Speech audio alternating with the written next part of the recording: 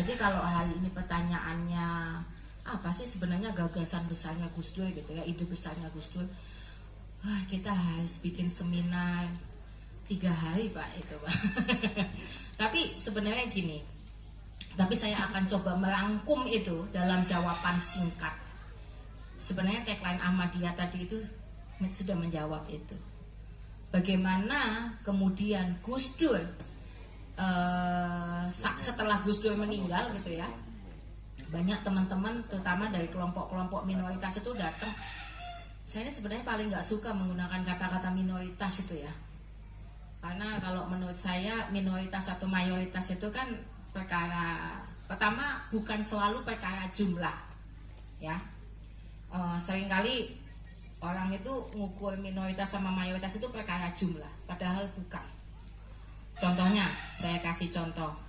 Kalau sebuah perusahaan, banyakan mana pemilik perusahaan atau pekerjanya? Pekerjanya. Ya. Tapi yang mana yang mayoritas? Yang mana yang minoritas? Yang mayoritas adalah pemilik perusahaan.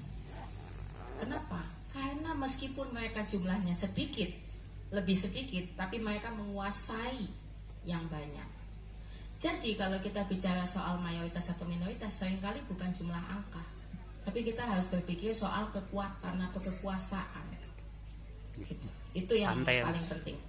Nah, jadi sebenarnya para minoritas ini yang suka dilabeli minoritas, kalau dihitung-hitung, apalagi digabung jadi satu, apalagi kemudian dikasih label Indonesia, sebenarnya kan mayoritas.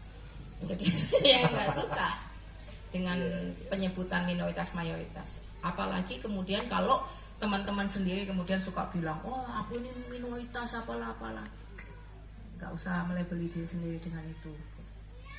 Kita mayoritas, sama-sama Indonesia. Tapi bukan itu poinnya. Yang mau saya bicarakan adalah setelah Gus Dur meninggal, banyak teman-teman dari berbagai kelompok, terutama kelompok yang selama ini dipinggirkan, dipersekusi, diperlakukan tidak adil, datang ke rumah terus bilang, sekarang Gus Dur udah nggak ada, siapa yang akan nemeni kami? Siapa yang akan belain kami? Kami bingung. Kami ini sekeluarga berlima, dan hari ini gitu ya, saya dengan ketiga kakak saya dan ibu saya berusaha sekuat tenaga menggantikan ayah kami dan masih belum cukup. Ada terlalu banyak tempat yang harus didatangi, ada terlalu banyak kelompok yang harus ditemani. Wah, nggak bisa kayak Gus Dur, sementara Gus Dur dulu tuh kok kemana-mana. Terus kata kakak saya, kayaknya kita mesti nyari orang kayak Gus Dur deh. Yang saya bilang kan gini,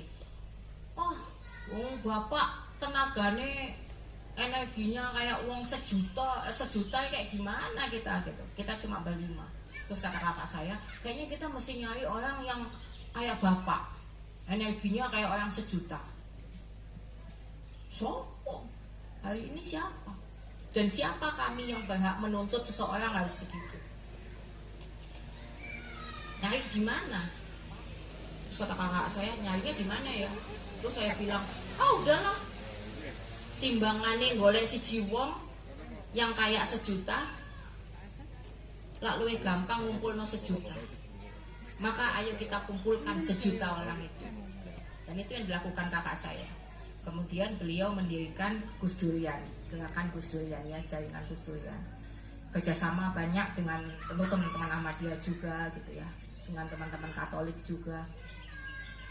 Nah, di situ kami mengompres apa sih ide dan gagasan Gus Dur. Ada banyak sekali. Ada kesetaraan, keadilan sosial dan bla bla bla bla bla bla.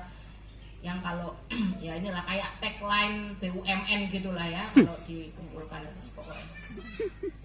Tapi intinya bukan itu. Yang nomor 1 ketauhidan. Kenapa kami menuliskan itu? Karena semua itu yang lain, kesetaraan, persaudaraan, keadilan sosial, apalah kesejahteraan dan segala macam, pada akhirnya hanyalah ejawantah dari ketauhidan, kecintaan Gus Dur Pembuktiannya terhadap Gusti Allah, pembuktiannya dengan apa? Dengan yang tadi itu. Jadi cinta kasih, persaudaraan, kerja bareng, toleransi itu adalah wujud tertinggi dari agama, dari kecintaan kita terhadap Gusti Allah. Kalau kita ngomong ke aku ini yang paling beriman, tapi kerjanya kemudian mempersekusi, saya kok enggak percaya. Ya gimana kamu mau beriman? Lawong ciptaannya Gusti Allah aja kamu persekusi, kamu rusak, kamu singkirkan. Manusia itu kan bukan ciptaan sesama manusia.